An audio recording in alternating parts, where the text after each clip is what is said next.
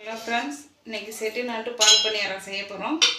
அதுக்கு தேவையானது என்னென்னு பார்ப்போம். அரை உலக்கு உளுந்து, அரை உலக்கு பச்சரிசி சேர்த்துருக்கேன். 2 மணி நேரம் எடுத்து ஊற வச்சுக்கணும்.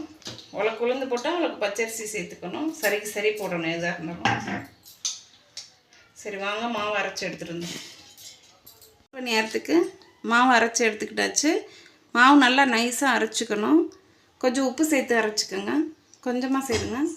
தேங்காய் கூட எடுத்து வச்சுருக்கோம். தேங்காய் பாலுக்கு நம்ம பணியாரம் போட்டு எடுத்துக்கலாம். வாங்க, அடுப்பில் கடாயை வச்சுக்கலாம்.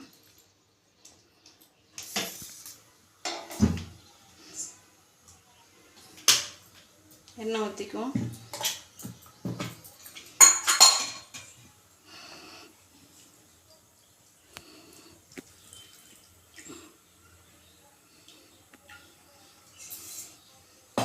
எண்ணெய் நல்லா சூடாகட்டும்.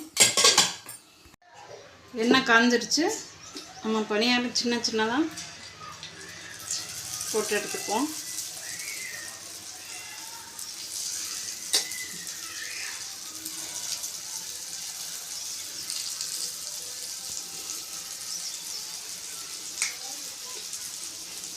இதே மாதிரி நம்ம கையிலையும் போட்டுக்கலாம். கொட்டாங்குச்சியில் நடுவில் அப்படி ஓட்டை போட்டுட்டு கொட்டாங்குச்சியில் மாவு வச்சு கூட சின்ன சின்னதாக பணியாரம் போட்டு எடுத்துக்கலாம். அழகாக வரும்.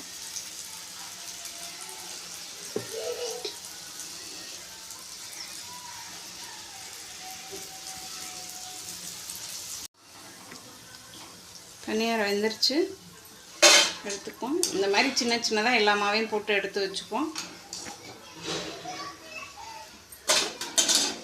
செவக்க விடக்கூடாது ரொம்ப.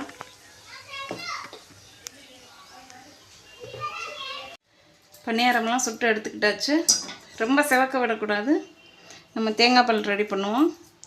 ஒரு தேங்காய், சின்ன தேங்காய் ஒன்று எடுத்து வச்சுருக்கேன். கட் பண்ணி நீங்கள் துருவி கூட வச்சுக்கோங்க. கட் பண்ணி வேணாலும் வச்சுங்க. சர்க்கரை ஒரு 5 ஸ்பூன் போட்டுக்கலாம். ஏலக்காய் கூட இருக்குது. ஏலக்காய் லாஸ்ட்டாக போடுவோம். இந்த பாலை ரெடி பண்ணி கொண்டு வருவோம். தண்ணி ஊற்றி பால் பணியாரத்துக்கு நம்ம ஏலக்காய் தட்டி வச்சுருக்கோம். ஒரு 3 ஏலக்காய். அதை நல்லா கலந்துக்கிட்டு நம்ம பணியாரத்தை போட்டுக்க வேண்டியதே. பணியாரம் செஞ்சு வச்சதான்